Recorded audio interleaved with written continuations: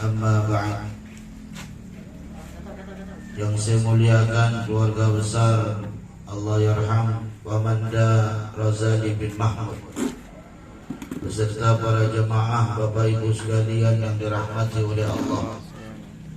Alhamdulillah, kita bersyukur kepada Allah yang telah menganugerahkan kepada kita nikmat iman dan Islam, nikmat sehat wal afiah dan keberkahan umur, nikmat kemudahan langkah kaki kita menuju rumah ini, serta menggerakkan lidah kita untuk membaca Al-Quran dan zikir yang kita kirimkan kepada Wamanda Razali bin Mahmud, sebagaimana dikatakan Imam Nawawi dalam kitab Majmu' Syarah Muhadzab pada juz yang ketiga, wusulu thawabi qiraatil Qur'anil mayyit, sampai bacaan Quran itu kepada si mayyit.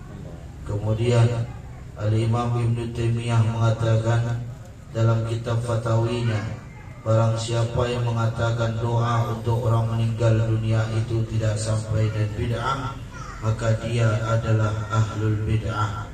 Kemudian di dalam kitab Al-Ajibah Al-Ghaliyah yang dikarang oleh Sayyid Zainal Abidin Al-Alawi, beliau mengatakan, andaikan doa untuk orang meninggal itu tidak sampai, maka hapus satu ayat Allah Subhanahu wa taala, Rabbana ighfir lana wa li ikhwanina alladhina sabaquna bil iman. Artinya, ya Allah, ampunkan dosa kami dan dosa orang-orang yang telah mendahului kami. Al-Quran menyebutkan doa untuk orang-orang yang telah meninggal dunia. Kemudian sebagaimana dengan hadis Rasulullah SAW yang diriwayatkan Imam Bukhari dan Imam Muslim, hadis dari Abu Hurairah radhiyallahu anhu, "Idza mata ibnu Adam inqata'a 'amaluhu illa min thalathin." Kalau dalam riwayat Imam Bukhari, "Idza matal insan", sama artinya, cuma beda matanya saja. Apabila mati anak Adam, maka putuslah segala amalnya kecuali tiga: sedekah jariyah, ilmu yang bermanfaat, anak yang saleh yang selalu mendoakan orang tuanya. Di dalam kitab Ibanatul Ahkam dalam cetakan yang baru 4 jilid pada juz yang ketiga saya baca, apabila mati anak Adam inqata'a amaluhu, terputus amalnya. Ai inqita'u amalil mayyit, yang terputus itu adalah amalan si mayit. Mayit sudah tidak bisa beramal lagi. Andaikan mayit itu beramal lagi, bangun, insyaallah kita yang kabur. Maka di sini beliau menjelaskan, mazala, senantiasa manfaat orang yang hidup itu akan memberikan kepada orang yang meninggal dunia. Maka para jemaah sekalian yang dirahmati oleh Allah, demikian pula pada hari ketiga ini kita mendoakan beliau. Semuanya memiliki sandaran dan dalil. Demikian pula pada hari ketujuh, sebagaimana dikatakan Imam Tawus dikatakan Imam Ibn Hajar Al-Asqalani, beliau adalah seorang yang siqah, seorang yang dapat dipercaya dalam meriwayatkan hadis Rasulullah sallallahu alaihi wasallam. Apa kata Imam Tawus? Innal mayyita yu'adzabu fi quburihim sab'an. Sesungguhnya mayit itu tersiksa dalam kuburnya selama 1 minggu. Kemudian setelah itu 40 hari juga dikatakan oleh beliau. Dan dikatakan pula oleh Imam Atha, innal munafiqina yu'adzabuna fi quburihim 40. Orang-orang munafik tersiksa dalam kuburnya selama 40 hari dan seterusnya. Maka di sini para jamaah sekalian, intinya yang mau tahlil, kita amalan Nahdlatul Ulama, silakan. Yang tidak mau jangan nyalahkan orang. Surga bukan punya ente seorang. Maka mari kita di malam hari ini mendoakan beliau. Wamanda Razali bin Mahmud adalah sepupu daripada emak saya. Saya ini 2 suku, abah saya Arab, mak saya Bugis Melayu. Maka beliau adalah insyaallah sepupu 2 kali mak saya, ya. Maka di sini kita mendoakan beliau, dan kita semuanya pasti akan seperti beliau. Kematian Sehebat apapun kita punya dunia ini, kita pasti akan mati. Orang dunia, rumah yang begitu besar, harta yang begitu banyak, pasti akan kita tinggalkan. Kita berbangga dengan kemampuan kita pada saat ini sampai meremehkan orang lain. Kematian pasti akan menjemput kita dan masuk dalam tanah. Bahkan ada orang punya rumah begitu besar, mobilnya Rubicon, apa gitu, The Grover, Alphard, begitu meninggal dunia, ambulan masjid dipinjam. Tidak ada uang mobil mewah membawa mayat. Artinya di mana letak kebanggaan kita akan dunia? Semuanya akan binasa. Kullu man 'alaiha fan wa yabqa wajhu rabbika dzul jalali wal ikram. Semuanya akan binasa. Yang kekal itu hanya Allah Subhanahu wa taala. Maka kita diingatkan oleh Nabi Muhammad sallallahu alaihi wasallam di dalam hadis yang diriwayatkan oleh Imam An-Nasai dan juga terdapat di dalam riwayat Imam At-Tirmidzi, ketika Rasulullah berkumpul bersama sahabatnya, maka beliau kemudian menyebutkan, "Aktsiru dzikra hadhimil ladzat." Perbanyaklah mengingat sesuatu yang dapat memutuskan daripada kelezatan. Maka para sahabat bertanya, kelezatan apa saja yang kita rasakan ini pasti akan terputus? Kelezatan kita punya kaki melangkahkan ke tempat yang diharamkan oleh Allah akan terputus. Kelezatan kita masuk di dalam kenikmatan dunia sehingga melalaikan Allah akan terputus. Kelezatan dengan dosa lidah kita yang mungkin ingin jadi seperti istrinya Abu Lahab, yang dikatakan di dalam Al-Quran dengan hammalatal hatab, pembawa kayu bakar. Wajahnya cantik, tapi lidahnya menjadi bumerang bagi kaum muslimin, bumerang bagi orang lain. Dari lidah itu dia mengadu domba, sampai dari lidah itu dia membuat orang lain permusuhan. Na'udzubillah min dzalik. Maka kelezatan itu nanti akan dipertanggungjawabkan di hadapan Allah Subhanahu wa taala. Maka para sahabat bertanya, apakah itu ya Rasulullah? Qala al-maut, kematian yang dapat memutuskan daripada kelezatan. Sehingga kita yang berkumpul di dalam tempat ini, biarkan dengan fitnah dunia yang merasa kita dalam kehidupan dunia ini yang tidak akan mungkin tertinggal. Fitnah apa saja, maupun bapak ibu sekalian,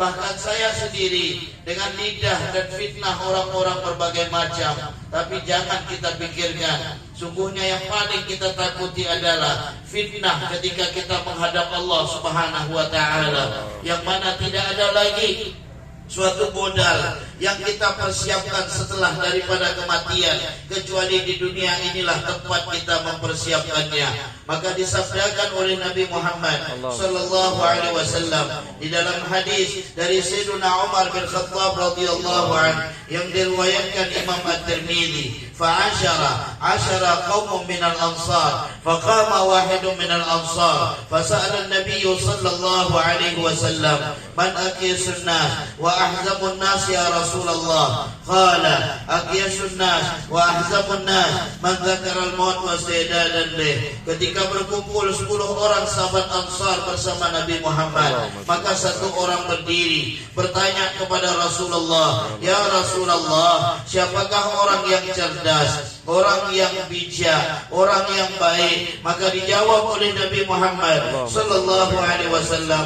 mereka adalah orang yang mau mengingat kematian, kemudian mempersiapkan dirinya sebelum menemui daripada kematian. Kematian yang tidak akan bisa untuk kita tutupi, walau kuntum fi burujin musyayyadah, walaupun engkau berada di benteng yang begitu keras. Kematian pasti akan menemui daripada manusia dimanapun dan sejauh apapun kita bersembunyi dan kita lari. Bukankah Allah telah mengingatkan kita di dalam Quran, innal mautal ladzi tafirruna minhu fa innahu mulaqikum thumma turadduna ila alimil ghaibi wasyahadah fayunabbiukum bima kuntum ta'malun. Kematian yang kau lari daripadanya, kematian pasti akan menemuimu, dan engkau akan diperlihatkan oleh Allah dengan apa yang kita lakukan di dunia ini. Kita akan menyaksikan apa yang kita lakukan di dunia ini, apa yang kita perbuat di dunia ini. Maka sebelum kematian itu tiba, apa yang bisa kita persiapkan? Seorang sahabat agung, khalifah yang ketiga Rasulullah sallallahu alaihi wasallam, khalifatul Rasulullah, yang bernama Sayyiduna Uthman bin Affan radhiyallahu anhu. Siapa yang tidak kenal dengan Sayyiduna Uthman? Beliau seorang yang pernah sholat di depan Ka'bah 2 rakaat mengkhatamkan Quran 30 juz. Akan tetapi begitu beliau pergi ke kubur selalu meneteskan air mata. Ke kubur beliau selalu meneteskan air mata. Maka ditanya oleh sahabatnya, "Lima tabki ya Uthman?" Kenapa engkau menangis wahai Uthman? Karena sahabatnya ini setiap melihat Sayyidina Uthman pergi ke kuburan selalu menangis. Maka kemudian dijawab oleh Sayyidina Uthman, "Kenapa air mata saya menetes? Kenapa saya selalu menangis ketika saya berada di dalam kubur? Ketika saya pergi ke kuburan, saya ingat dengan sabda Nabi Muhammad sallallahu alaihi wasallam, al-qabru awwalu manzilin min manazilil akhirah, faman naja minhu fama ba'dahu aisar, wa man lam yanju minhu fama ba'dahu asyad." Kubur adalah rumah yang pertama sebelum rumah-rumah di akhirat nanti. Barang siapa di dalam kuburnya keadaan selamat, maka dia akan merasakan selamat setelahnya. Tapi barang siapa di dalam kuburnya ia dalam keadaan tidak selamat, dia tidak bisa menjawab dari pertanyaan malaikat karena lidahnya disibukkan dengan aib orang lain ketika di dunia. Lidahnya disibukkan untuk mengadu domba orang lain di dunia. Lidahnya disibukkan untuk melihat kekurangan orang di dunia. Lidahnya disibukkan untuk melihat kesalahan orang di dunia, sehingga melalui lidahnya dikunci oleh Allah, sehingga tangannya pun tidak bisa untuk menjawab dari apa yang dibutuhkan ia di dalam kubur. Sampai ditanya, "Hal sami'ta alladhi bu'itha bainak?" Apakah engkau mendengar seseorang yang telah diutus di antara engkau?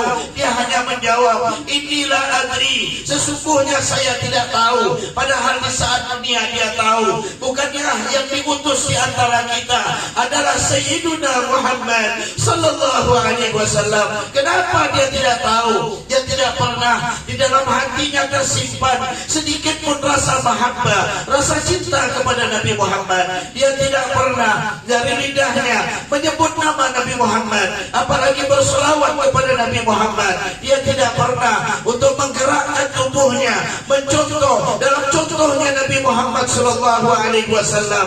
Maka di saat ia merasakan sakit di dalam kuburnya, maka ia akan merasakan lebih sakit lagi dari setelah apa yang ia rasakan dalam kubur. Maka dikatakan oleh Rasulullah sallallahu alaihi wasallam, "Faman lam yanju minhu fama ba'dahu asyad." Siapa dalam kuburnya tidak selamat, maka dia akan merasakan lebih sakit lagi dari apa yang ia rasakan di dalam kubur. Para jemaah sekalian yang dirahmati oleh Allah Subhanahu wa taala, suatu saat kita semuanya akan terkunci, mulut ini tidak bisa untuk berkata apa-apa dan tidak bisa untuk kita berdusta, berbohong di hadapan Allah Subhanahu wa taala. Bukankah pada saat itu yang berbicara adalah tangan kita, sebagaimana dengan surah Yasin yang telah kita baca tadi, a'udzubillahi minasyaitonir rajim, al-yauma nakhtimu ala afwahihim wa tukallimuna aydihim wa tashhadu arjuluhum bima kanu yaksibun. Pada saat itu kita punya mulut dikunci oleh Allah Subhanahu wa taala, tangan kita yang berbicara, kaki kita yang menjadi saksi. Maka orang-orang ahli maksiat, orang-orang munafik, orang-orang kafir, orang-orang musyrik, ketika mereka berada di dalam kubur, apa yang mereka ucapkan? Rabbi la taqumis sa'ah. Ya Allah,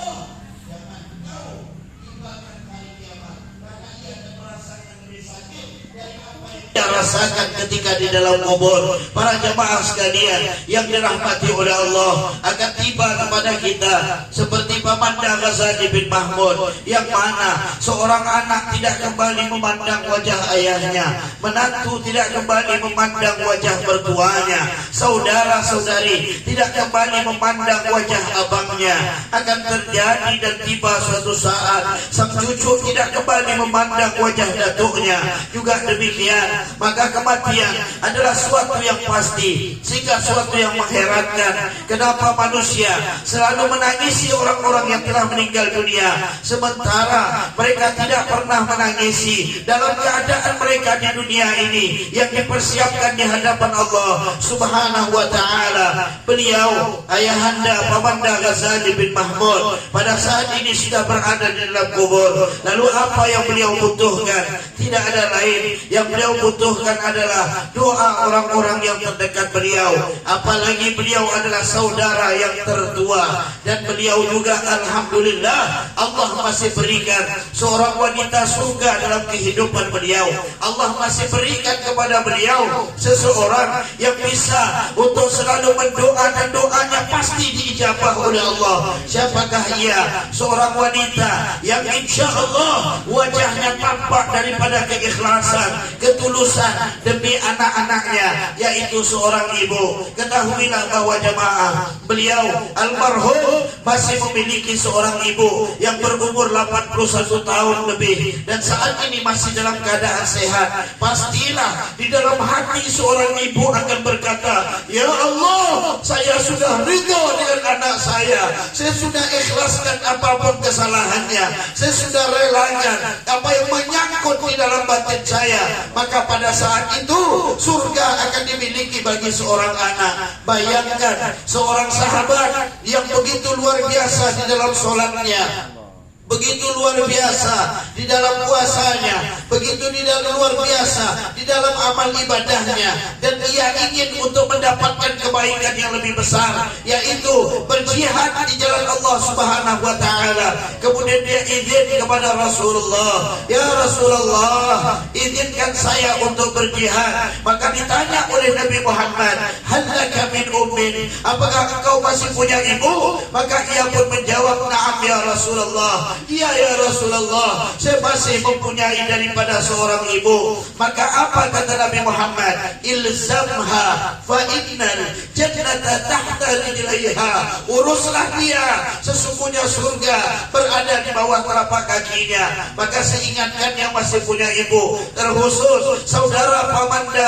almarhum Ghazali bin Mahmud, ayo setelah tahlilan ini peluk ibu kita, cium bagi mereka, letakkan kepala kita di lutut mereka, minta maaf kalau kita pernah menyakitkan hati mereka, atau mungkin kita pernah menyakitkan hati saudara-saudari kita, atau mungkin kita pernah mengambil daripada haknya. Minta maaf dan minta doa daripada mereka, karena doa daripada mereka bisa untuk menyelamatkan kita di hadapan Allah Subhanahu wa ta'ala.